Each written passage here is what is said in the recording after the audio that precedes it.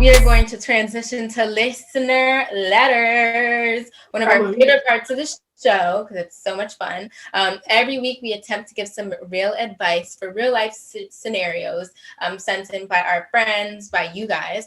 So if you guys want advice, if you guys want wisdom on anything, send us your questions, send us your stories to cultureunfilteredshow@gmail.com. Let's get into it. Okay. So our first letter says, well, it's titled Dirty 30. Okay. And we were just talking to Adekunle about being 30. So it's lit. Yeah, I think Kunle's like 32 now, 33. I don't know. But he said that he started life at 30. But yeah, what's the thing? Life about 30, yeah. Okay. So this says, this time next month, I'll be turning 30 and I'm having a hard time processing how quickly this new decade has arrived. If I'm honest, I have no husband or kids and I'm really just starting my career. So I feel like I'm behind. I really feel like I should have things already figured out by now. Am I putting too much pressure on myself? How does the world view 30-year-olds? Should I be settled down by now? Does 30 hit different for men than it does for women? There's so many questions in that. Well, as someone who just turned 30, I'll tell you this, right? Wise one. At first, I was like, oh, everything failed. The careers, the dreams, the hopes, everything has failed. My life is worthless. I didn't have anything before. And then eventually you kind of see the light. It's just like I don't know, it's like a withdrawal that you go through then to come out like better and stronger. So it's like you at first, I'm not even wanting to say this, I don't think I'm even out of it yet.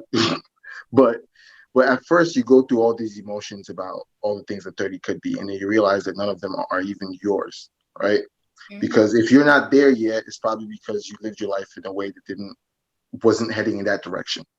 Everything that you're worried about probably weren't things that you wanted in the first place, or like you just expected to have because you saw it. And I remember I didn't even think about it until I saw it on a TV show. I was like, I saw a guy and he was like, he's 35 and he has kids and he has one.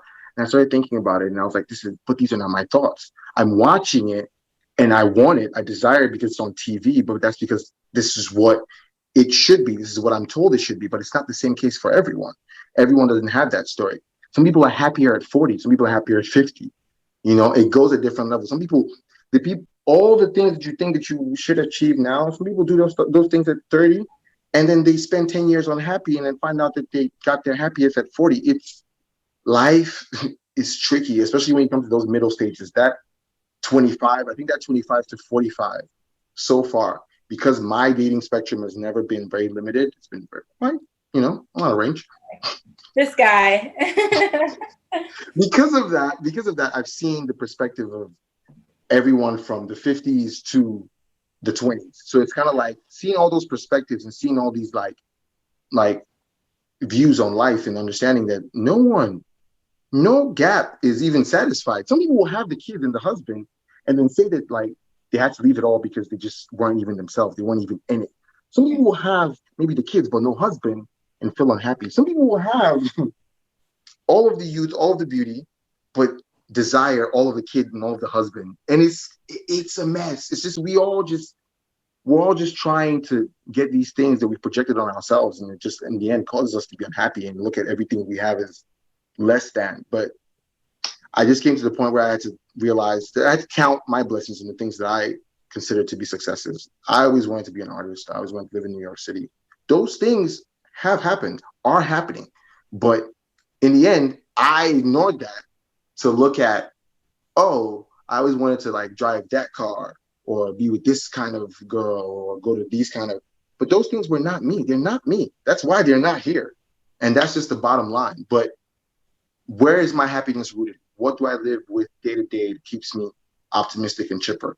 It's being able to do my work and being able to live in the city that I live in and do what I want to do effectively, So if you're able to do that, that's the first step. Goals and all those other things, if you believe in life and fate, let all those things be organic. Let them happen with life. Don't force it, because that just backfires at the end of the day. But if you believe in structure and you believe in projecting things into reality and just then go ahead, enter the dating profiles, say that you are looking for someone with this job, and you're looking for someone with this build, and you're looking for a life like this, and see how that works out for you. But I say that to say this: wherever you are at now is where you're meant to be. Live it fully, because it doesn't last forever. There's an old saying, I feel like everyone's heard this quote: you're only as beautiful and as exuberant and as you are now. This is the only time you would ever be this beautiful and this young and this refined. Every year you're getting older, you're getting closer to the end. Now is your most cherished moment. Just, take it in. It's 30. You're here. Aww. That was beautiful. That was. Thanks, guys. I can't wait to rewatch this when I turn 30 and be like, Ike says I'm gonna be okay. You're gonna be okay. We're all gonna be okay. It's not the end of the world.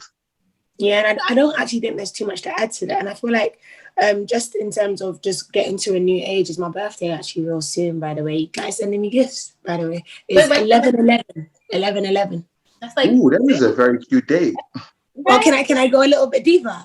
Basically, I was born on the 11th of November at 11 o'clock, and I was labored for 11 hours. Swear, I'm special. I'm so special. It's unbelievable. So I see where the conspiracy theory started. Yeah, from birth. No. I'm set apart. I feel like my destiny is so bright. It's mad. I see little Bissy reading it. She say, one, mommy. Why are there so many ones? Oh no, that's actually funny.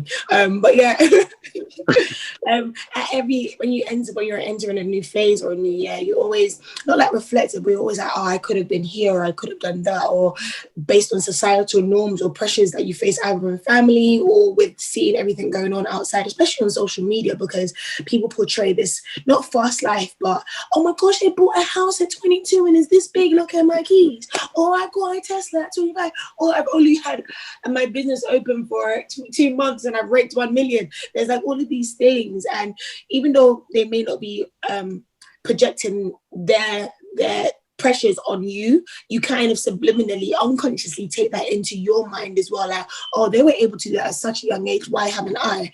And when it comes to like marriage, and when it comes to like kids, and when it comes to like all of these things, if you take that into account instead of running your own race and looking at your own life and living the moment that you are in now, not saying you shouldn't plan for the future, you shouldn't have dreams or aspirations, you miss out on living in now. Like we spoke to Kunle earlier, and Kunle was just like, yeah, just live your life. Live. If you have the means to do it, just live it and live it fully, like you said, and I feel like we do kind of miss that when we're always looking at tomorrow.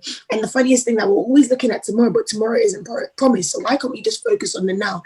And it's easier said than done, because I've been victim to it a lot. Like I put a lot of pressure on myself with regards to presenting, with regards to where I'm going to be, when I'm going to be someone's mom, when I'm going to be someone's wife. I put a lot of pressure on myself, especially with career progression, and with presenting as a female as well. Like looks and youthfulness are very, very important, especially with the type of presenting that you're doing, unless you want to be like a newscaster or on like Sky, or so all of these things are contributing factors. And then you have that African, the woman's got a body clock. You have all of these things playing into play.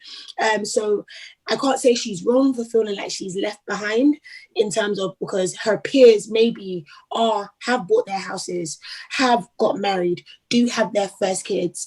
But what she needs to understand, and I'm assuming it is a she, that you have to run your own race, and timing is everything, and God's time for you is what's most perfect. So just work on being your best version and work on being your best self in this moment right now, and see what kind of lessons you can learn in the places that you are right now.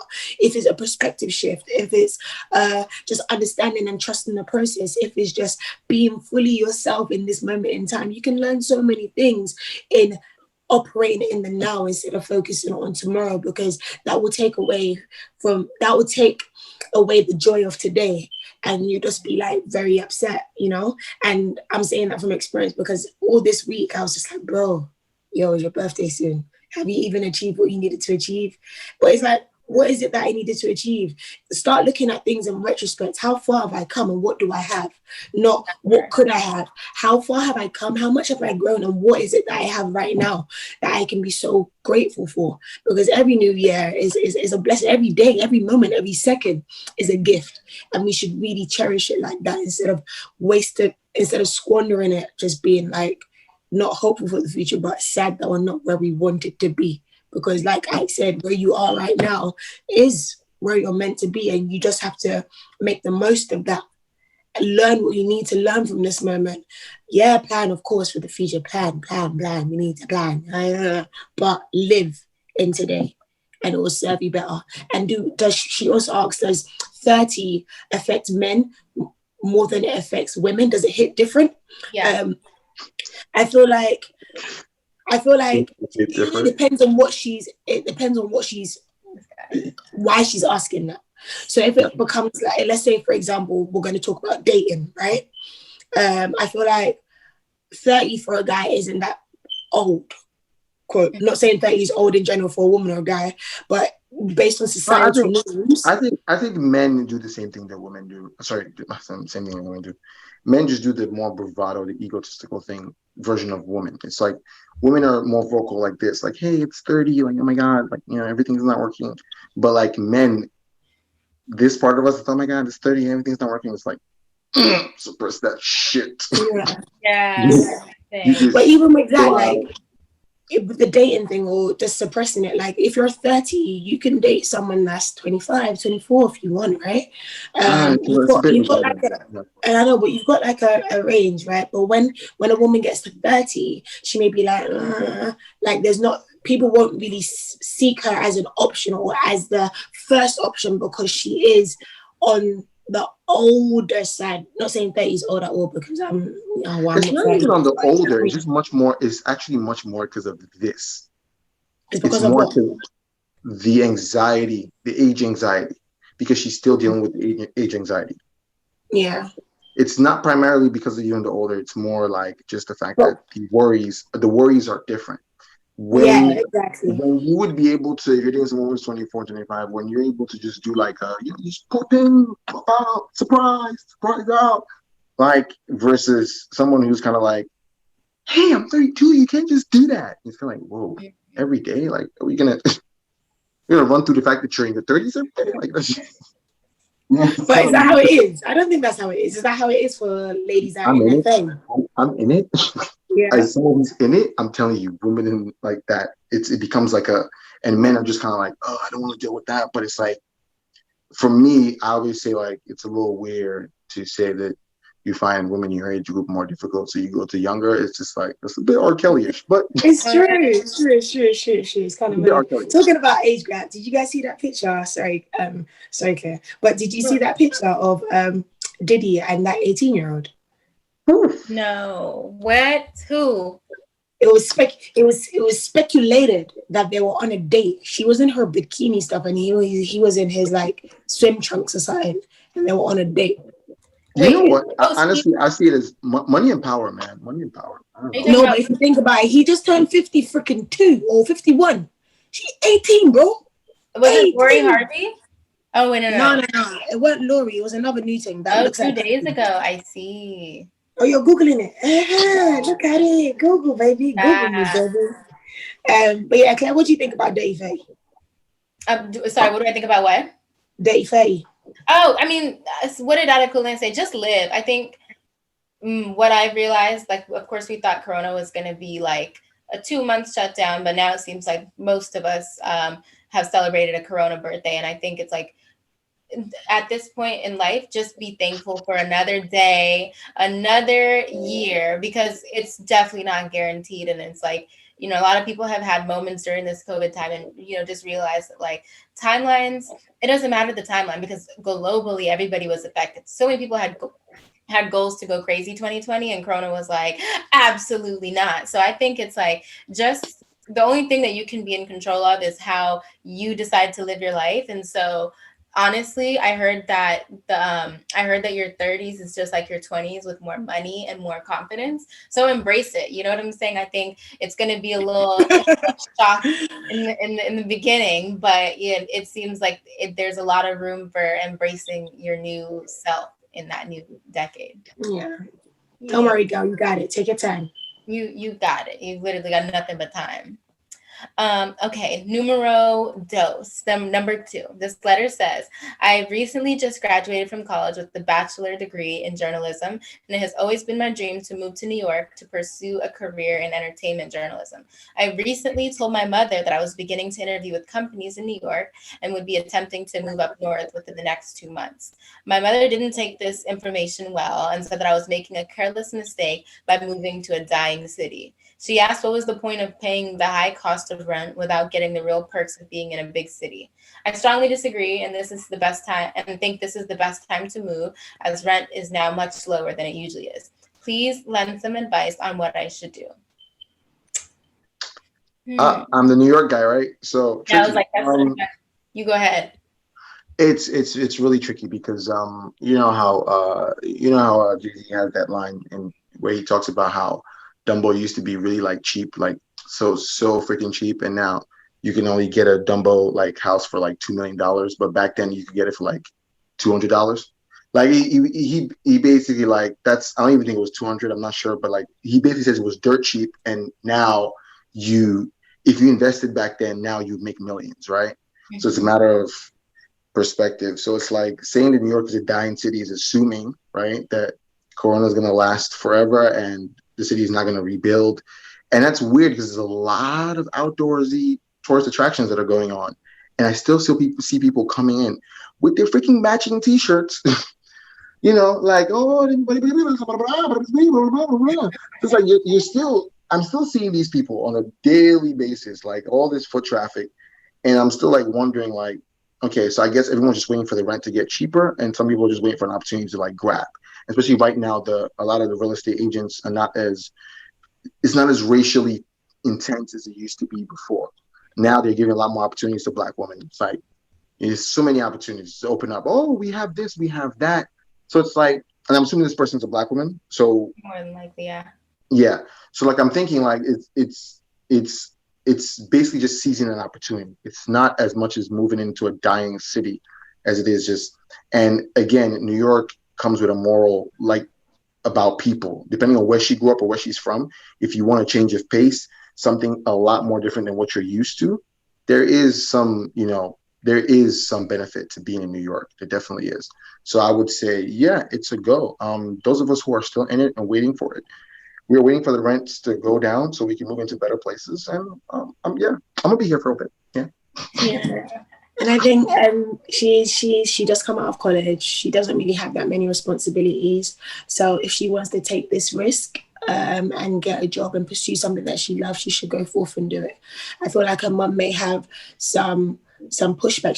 She'll be receiving pushback from her mum because her mum's just like, is this a wise thing? Are you really going to survive out there? Is there going to be that stability? Does it really make sense for you to do that from her own sort of ideologies and her own fears? And she's like perpetuating that or projecting that onto her daughter. But if she goes out and she smacks it, her mum's not going to be like, oh my gosh, I know I told you not to do it. She's going to be like, yeah, well done, my daughter. So I feel like the girl should literally just go out. And obviously, once she's done her research and everything, go on and pursue it. If it doesn't work, it doesn't work. It's a lesson. If it does work, then oh my gosh, it's a risk you took and you benefited. Yeah. Nobody's going to buy land in New York. Just move in, small time. Just move, pursue the job. Like if it pays, if you do that, just try it out. You're still young. And you're going to make many mistakes you're going to learn so many lessons in life. And if it's just one of them, go forth and do it. And you can always go back home. Your mom won't kick you out. Exactly. I mean, I think it seems like mom is just saying that as coming from a place of protection, wanting you to not struggle. But you are young. You have to chase your dreams because what I said earlier, you're never going to be this young again. You're never going to be this beautiful again. And so if there's ever a time to do it, now is the time when you don't have kids, you don't have a husband, you've already, it seems like, gotten used to living away from home when you were in university. And New York is a place of opportunity. Like, it's a place of hustle and bustle, Do your research, know what you're stepping into, and set yourself up for success. And, the beautiful thing is, like Busy said, you can always go home. You can always tell mom, you know what, I tried it and it didn't work. And also just be aware that it might not work the first time. You might have to go feel it out and then go back home, save up some money, and then return to New York now with like a new perspective of how life works. But yeah, definitely that's an opportunity. And for entertainment, like if here in the US, it's either New York or LA. So mom, I'm assuming, might be African, she might not understand it, but if you have done your research and you're prepared to do it, then do it, sis or bro. Do it sis or bro, or them. I don't know, gender equality. Gender equality matters. Okay. And then our last letter for today. This one said, I've been dating a guy for 6 months now, and I would say that I've fallen head over heels for him in such a short time. We are currently dating long distance, and it has worked out fine up until now. For the past 2 weeks, my guy has either been too slow to respond to messages or straight up ghosting me. I'm making up all types of excuses in my head for him, but I know the truth. I believe he needs space, but my friends are telling me to be honest with myself about the signs and that he is no longer interested in me. What are some red flags that shows someone is just not that into you, and when is a good time to just let go? Oh, it's up to the guy, isn't it? Our resident fuckboy, go ahead. Wow. Jesus, Claire. I'm sorry, that didn't come out of my mouth. Sorry. I'm an angel. Okay, don't let the earrings fool you. Sorry, our wholesome king. Our wholesome king. Wholesome right? King. I like that. Our wholesome king, right? Our righteous niggas. No, this dog though. This dog just keeps on barking. Where's this dog from? Sorry, around. It's not even New York, right? New York. I love New York. Hey, this is going to ruin my broadcast. So, when is a good time? Basically, for me, the way I live my life, I believe that patterns are everything, right? Jesus. The way I live my life, I believe that patterns are everything, right? So basically, like, if you pay attention to the patterns, and if it's reoccurring that his lack of attention is on you, it's like you're lacking his attention, then you'll know. I feel like that's the whole tell. That's the whole tell. That pattern just needs to reoccur. That's pretty much it. Yeah, and I feel like if he's maybe something 2 weeks is not that long. I don't think it's that long. Maybe something has happened. So you should give it a little bit longer to figure out if something's happened for him. But then if it does continue, then just ask him straight up, like, what's going on? You're not on it anymore. Let me know so I'm not in this bag by myself or on this journey by myself and all up in my feelings by myself. Just let me know, all right, and then we can keep it stepping. I know it's all about communication again, right? And understanding what it is that you can deal with, what it is that you can accept, and what it is that you want out of this interaction that you're having with the secondary person. So it could be a case where maybe there's bereavement. Maybe he's just going through something. Maybe he does need space. And don't really always listen to your friends. Yeah, they are guiding you, but maybe they're I wouldn't deal with this. I couldn't deal with this. And if you could deal with it, then that's your own, innit? So I feel like you should just weigh out, understand the person's temperament. If it is really foreign that he's not responding to you, then maybe something is really up. And you should just wait to hear it out. But if it is persistent and it becomes a consistent trait or consistent thing, then you'd be like, yo, G, this is not what I signed up for. Peace out. I feel like, girl, you're one of those ones, you're like, girl, let me tell you something about this guy. Listen. If Claire's gonna hit her with the head wrap Gemini energy, she about to tell her, girl. I'm like, look, girl. If he ain't with it, then you better just leave. If he acts up, I mean, okay, it's several things. Like, first of all, I feel like dating in itself needs over communicate. Like, I prefer over communication so that there's no gray areas. And so y'all are long distance, so it's like extra communication, you know. And so, like I said, let's pay attention to patterns here. If y'all been talking every day for the past 6 months, and now he is not, then like obviously something has changed. So ask him like, hey, I just want a status check. I feel like status checks are like the biggest part of like any relationship. And it doesn't seem like you guys are together, just, you know, dating. And so now is a good time to kind of like feel out how these conversations moving forward are going to go. But I mean, it seems like he's kind of proven himself for him to be the only one on your roster. But again, sis, you're single. So feel free, you know, once you have this conversation, if you don't get the answer you want, where number 2 at? Where's number 3 at? Like, let's start to get our options back, just because he's obviously not serious about you if he's that quick to switch up the energy. And that's okay. Your feelings are going to be hurt. I've been in this position, sis. You're not alone.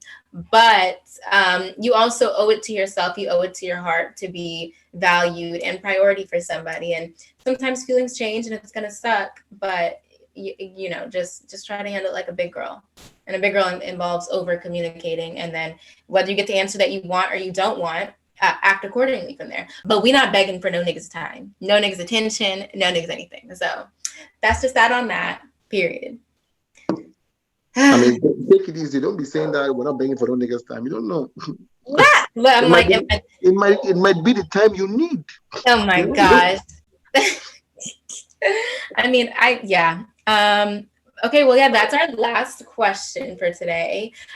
Again, we love having these conversations with you guys. We love giving you guys advice, sharing our wisdom. So feel free to send us any questions, stories, or anything that you guys want to talk about. The email is cultureunfilteredshow@gmail.com. And I believe this is a wrap for this episode. We will see you guys next time. It's been real as always. Peace out from the Culture Unfiltered squad. Yes. See you guys in the next one. Hopefully we won't have Ike's dog barking too. And we may just do a conspiracy theory edit. Let's do it. Let's bring it up. We do. We need to. That was so good. Like my skin was like boiling. The people need that. The people need that. People that. Love. Thank you for watching this one, and we'll see you in the next one. Bye.